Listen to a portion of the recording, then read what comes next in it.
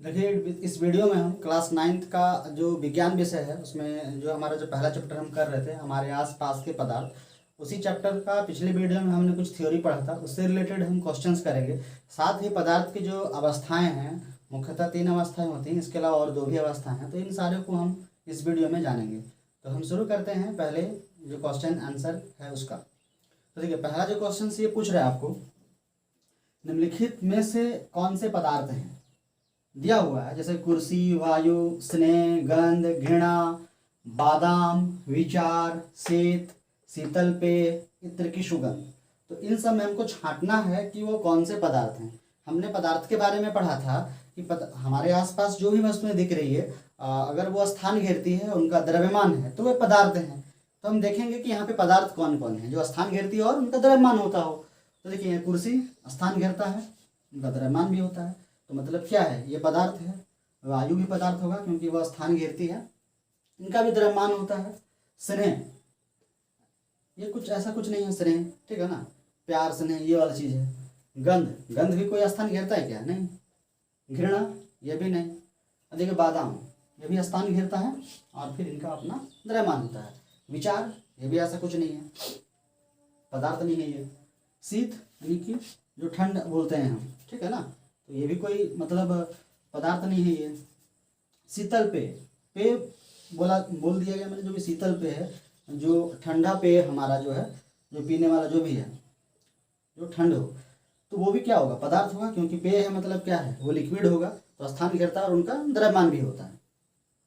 फिर इत्र की सुगंध, सुगंध तो कोई हाल में होगा ही नहीं, वो पदार्थ। क्लियर, आपको ये समझ में आ गया? आपको बोला जाएगा कौन कौन से पदार्थ हैं, तो कुर्सी, वायु, बादाम, शीतल पेय, बस ये सारे पदार्थ हैं। उसके बाद अगला जो प्रश्न है, गर्मा गर्म खाने की गंध कई मीटर दूर से ही आपके पास पहुंच जाती है, लेकिन ठंडे खाने की महक लेने के लिए आपको उसके पास जाना पड़ता है। आपको इसमें कारण बताना है, ठीक है। तो देखिए, पिछली वीडियो में हमने समझा था कि जो गर्मा गर्म जो भी खाना है, यानी कि जो गर्म है खाना, तो उसमें क्या होता है कि ताप के वजह से उसके पदार्थ के कण जो है वो उसमें गति जुड़ जा जाती है, और गति जुड़ जाने के कारण वो कुछ मीटर दूर तक वो फैल जाते हैं, चली जाती है, गति करती है। तो इस वजह से क्या होता है कि जो गर्मा गर्म खाना होता है उसकी गंध हमको कई मीटर दूर तक आ जाती है, ठीक है। लेकिन वही जगह जो ठंड खाना होता है, ठंड खाने में ताप उसमें होता नहीं है, तो इस वजह से उनके पदार्थ के जो कण हैं उनमें गति ऊर्जा नहीं होती है। गति ऊर्जा नहीं होती, इस वजह से वो गतिशील नहीं होते हैं, और गतिशील नहीं होते हैं इस वजह से हमको उसके पास जाना पड़ता है उसकी महक लेने के लिए। क्लियर? हमारा अगला प्रश्न है, स्विमिंग पूल में गोताखोर पानी काट पाता है, इससे पदार्थ का कौन सा गुण प्रदर्शित होता है? तो देखिए, स्विमिंग पूल में जो गोताखोर जाता है और पानी को काट पाता है, तो उससे पदार्थ का जो गुण है वो 2 गुण प्रदर्शित होता है। तो पहला जो गुण होता है, देखिए, जो जल के कण हैं या पदार्थ एक जो है उसके कणों के बीच में रिक्त स्थान होता है।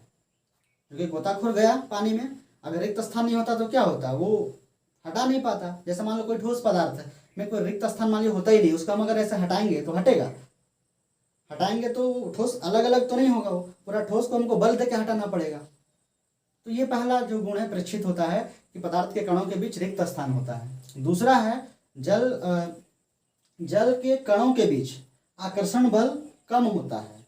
कम होता है इस वजह से हम उसको अलग कर पाए। जैसे जल है, जल में हम उसको अलग ऐसा किए तो बीच से वो अलग हो गया। हाँ, चूंकि आकर्षण बल ऐसा नहीं कि पूरा नहीं है, हम अलग करते हैं फिर बाद में फिर वो मिल जाते हैं, ठीक है। तो ये 2 गुण प्रदर्शित होता है कि गोताखोर पानी को काट पाता है, तो उसका रीजन सही है कि पदार्थ के कणों के बीच में रिक्त स्थान होता है, और दूसरा जो जल के कण हैं उनमें आकर्षण बल उसके अपेक्षाकृत कम होता है, यही रीजन है।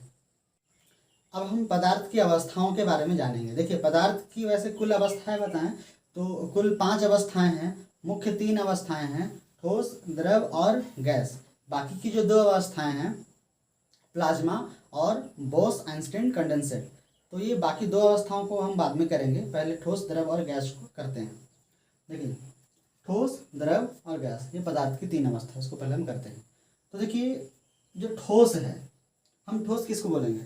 ठोस में उसका एक निश्चित आयतन होता है, ठीक है। द्रव में उसका भी निश्चित आयतन होगा। वहीं अगर हम बात करें गैस की, तो गैस में इसका कोई निश्चित आयतन नहीं होता है। ये हमने क्लियर किया कि आयतन से रिलेटेड, माने जो ठोस है, द्रव है और गैस है, ठोस का अपना निश्चित आयतन होता है, टिक मार दिए। द्रव का भी अपना निश्चित आयतन होता है, टिक मार दिए। गैस का कोई निश्चित आयतन नहीं होता है, ठीक है। फिर हम अगर आकार की बात करें तो ठोस का अपना निश्चित आकार होता है।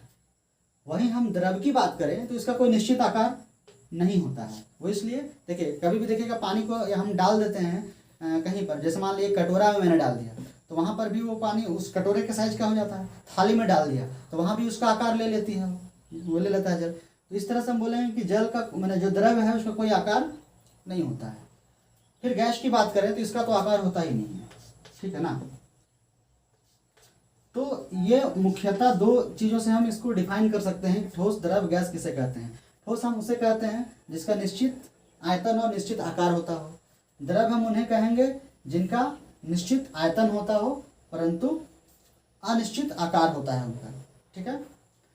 गैस हम उनको कहेंगे, यानी गैस का जो गुण है, ना ही उनका आयतन और ना ही आकार, दोनों में से कोई निश्चित नहीं होता है, वो गैस के गुण हैं, ठीक है। अब आगे और थोड़ा आते हैं, देखिए हम दृढ़ता की बात करेंगे। दृढ़ता में मजबूती, देखिए ठोस के कण जो है काफ़ी सटे सटे होते हैं, तो स्वाभाविक है उनमें मजबूती रहेगी। यानी कि दृढ़ता में अगर देखें हम तो ठोस वाले जो पदार्थ हैं वो दृढ़ता होते हैं, माने मजबूती होती है, क्योंकि सटे सटे होते हैं उनके कण। फिर हम देखेंगे जो द्रव है इनमें जो दृढ़ता है वो नहीं होती है, या फिर ठोस की अपेक्षा इनमें कम होती है, ये बहाव होता है,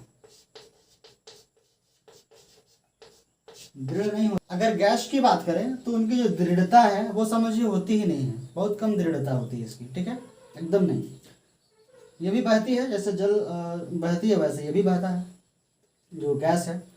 अब हमको अगर सीरियल करने दे कि सबसे ज़्यादा दृढ़ कौन सा है, तो सबसे ज़्यादा दृढ़ जो है वो ठोस है 1 नंबर में। उसके बाद जो दृढ़ता है वो किस में, द्रव हमारे जो पदार्थ हैं उससे कम दृढ़ता होती है, और थर्ड में गैस, ठीक है।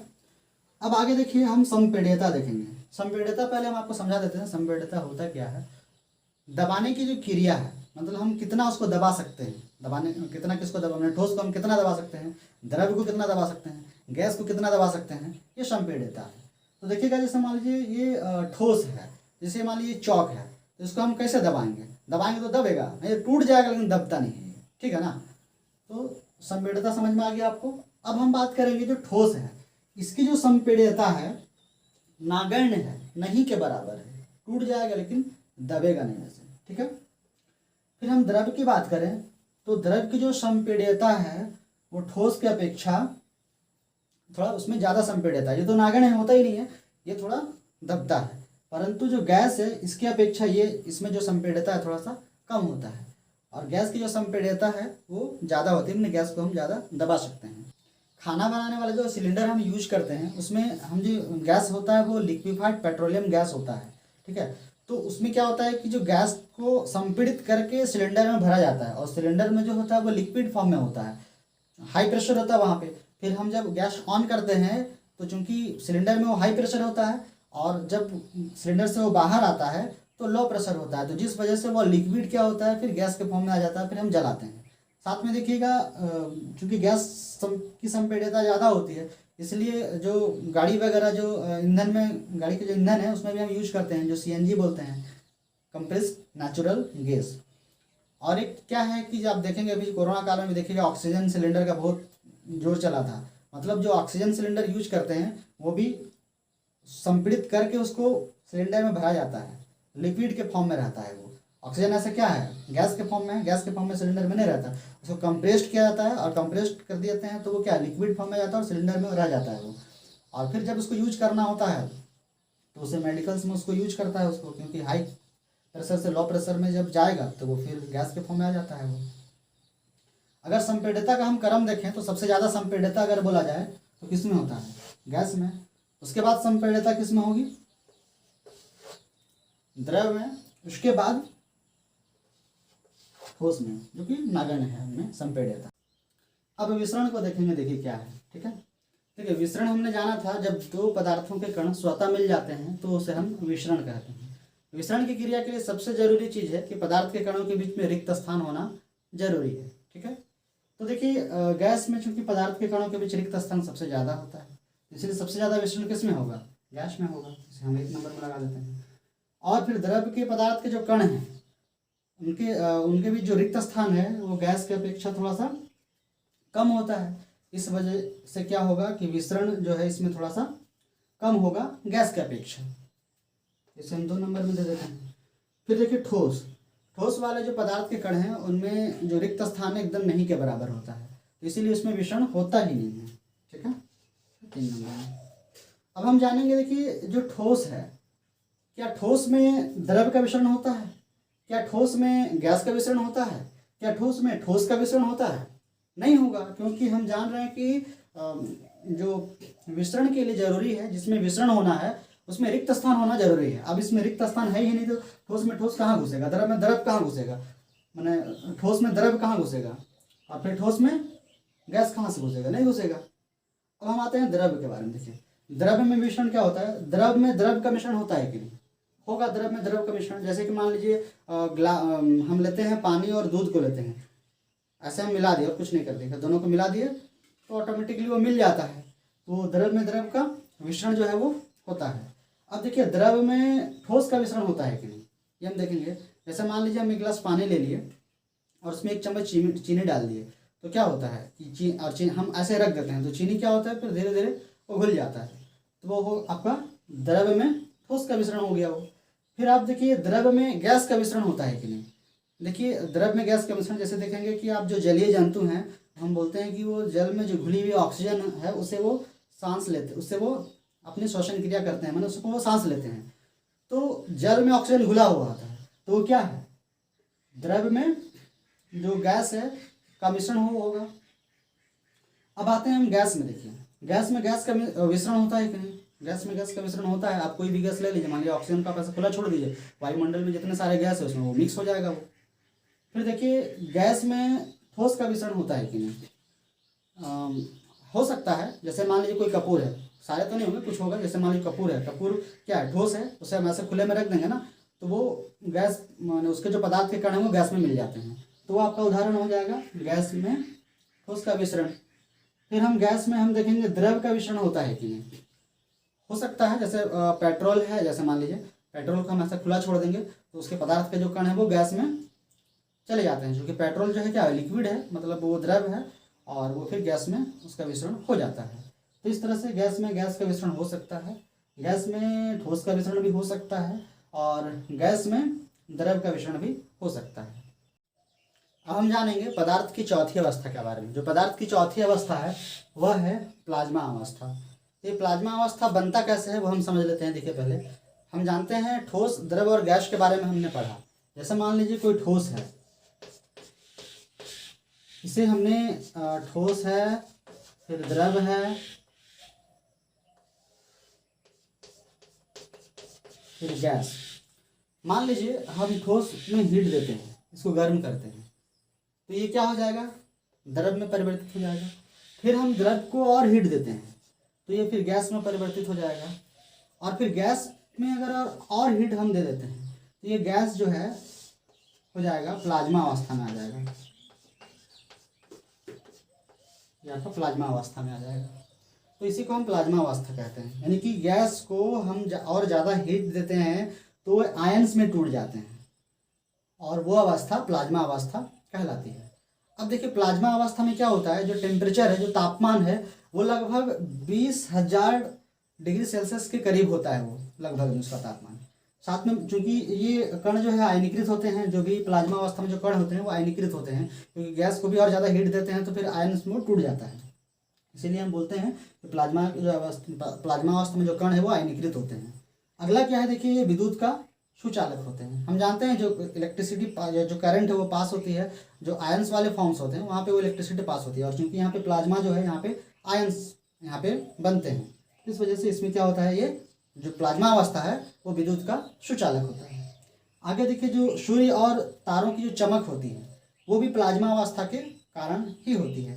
चूँकि सूर्य एवं तारों में जो गैस उसमें भी जो गैस होते हैं, जैसे हम जानते हैं कि हीलियम्स वगैरह जैसे सूर्य में है, तो उसमें बहुत ज़्यादा हीट होता है, इस वजह से वहाँ पे प्लाज्मा अवस्था बन जाती है और इस वजह से वो चमकने लगता है। एग्जाम्पल की अगर हम बात करें, नॉर्मल हम जो ऐसे यूज करते हैं तो फ्लोरेसेंट ट्यूब और नियॉन बल्ब, जैसे फ्लोरेसेंट ट्यूब जो है इसमें हीलियम्स और अन्य गैस भी हम यूज करते हैं इसमें, तो उसमें क्या होता है, जैसे इलेक्ट्रिसिटी पास होती है तो जो गैस होती है वो आयंस में टूट जाते हैं और इस वजह से वो चमकता है।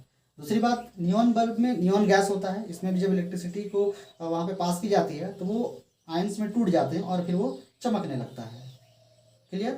आपको पदार्थ की जो चौथी अवस्था है प्लाज्मा, इसके बारे में समझ में आ गया। हम जानेंगे पदार्थ की पांचवी अवस्था के बारे में। देखिए, पदार्थ की जो पांचवी अवस्था है वो है बोस-आइंस्टाइन कंडेंसेट। ठीक है, तो ये जो पांचवी अवस्था है इसके बारे में हमारे जो भारतीय भौतिकी जो वैज्ञानिक थे वो थे सत्येंद्रनाथ बोस। इन्होंने 1920 में ही जो पांचवी अवस्था है पदार्थ की उसके बारे में उन्होंने गणना कर ली थी और कुछ गणना करी थी उन्होंने, और उस जो गणना उन्होंने करी थी उसको क्या किया था, अल्बर्ट आइंस्टाइन ने उसे सत्यापित किया था।